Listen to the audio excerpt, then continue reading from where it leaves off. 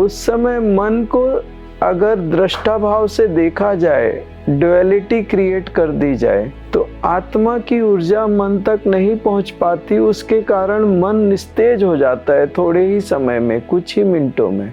थोड़ी देर अगर आप गंभीरता से या दृढ़ता से श्वास को अगर फॉलो करो, तो उस समय क्या हो जाता है कि मन धीरे धीरे उसके विचार खत्म हो जाते हैं। जब तक हमारे अंदर कर्म हैं और कर्मों के संस्कार हैं, वो विचार क्रिएट करते रहते हैं। अगर हमारा मन बहुत पीड़ा से भरा है या अस्त व्यस्त है, तो हमने सरेंडर कर देना मन के सामने कि अब साधना ही नहीं करेंगे, तो वो मन वैसा ही रह जाएगा। लेकिन उस स्थिति में अगर हम साक्षी भाव से बैठ जाएं, दृष्टा जो होता है, एक्चुअल क्या मैंने पहले भी बोला है, साक्षी भाव। आप वीडियो देखोगे तो आत्मा की ऊर्जा मन तक जाती है।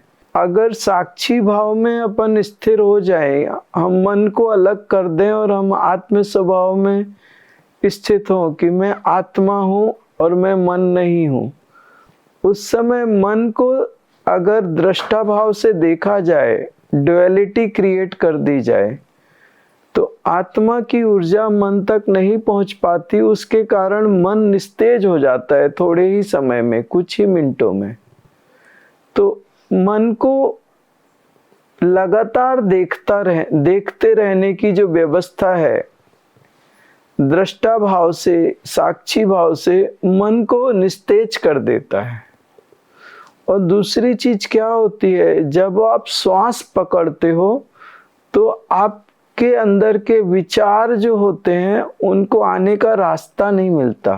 थोड़ी देर अगर आप गंभीरता से या दृढ़ता से श्वास को अगर फॉलो करो, तो उस समय क्या हो जाता है कि मन धीरे धीरे उसके विचार खत्म हो जाते हैं। तो बजाय हम सरेंडर कर दें कि हमारा मन ही नहीं लग रहा, तो फिर तो वो मन का एकाधिकार हो जाएगा।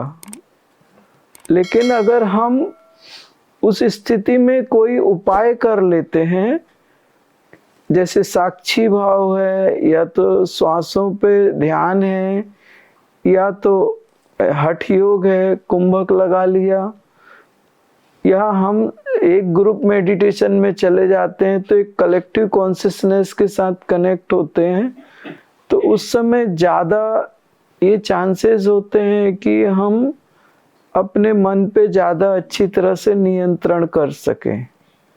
तो मेरे विचार से तो उस समय साधना कर लेना उचित है, या कोई उपाय कर लेना उचित है। एक्चुअली आप कुछ भी करिए, लेकिन एक बात ध्यान रखिए कि विचार तो आएंगे।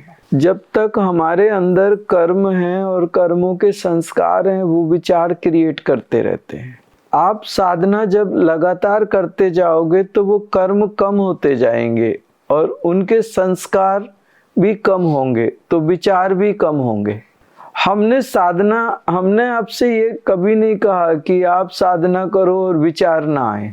मैंने आपके ऊपर एक कंडीशन नहीं डाली कि आपके साधना में विचार नहीं आने चाहिए, वो तो आएंगे। सब साधकों के लेवल 1 है या लेवल 2 है, वो तो आएंगे, क्योंकि तुम अभी नए साधक हो, तुम्हारे अंदर कर्म भरे पड़े हैं, और जब कर्म भरे पड़े हैं तो वो कर्म अपने संस्कार भी छोड़ेंगे, तो विचार तो आएंगे। लेकिन तुम्हारा कर्तव्य क्या है, उस समय अपने श्वासों पे ध्यान देके अपना मंत्र करो, उन विचारों पे ध्यान ही मत दो। तुमने अपना मंत्र, क्योंकि जब तुम श्वास लोगे और मंत्र करोगे तो विचारों को आने की जगह ही नहीं मिलेगी। जब तुम श्वास को छोड़ दोगे तब विचार आएंगे, और जब तुम्हारी श्वास छूट जाती है, तुम वापस पकड़ लो, थोड़ी देर में वो विचार अपने आप बंद हो जाएंगे। तो हमने यही प्रक्रिया जब लगातार करेंगे तो एक ऐसी स्थिति आती है कि विचार लगातार कम होते जाते हैं और मन साधना में डूबता जाता है। ये एक समय के उपरांत होता है, जब कर्म कम हो जाते हैं तो विचार भी कम हो जाते हैं।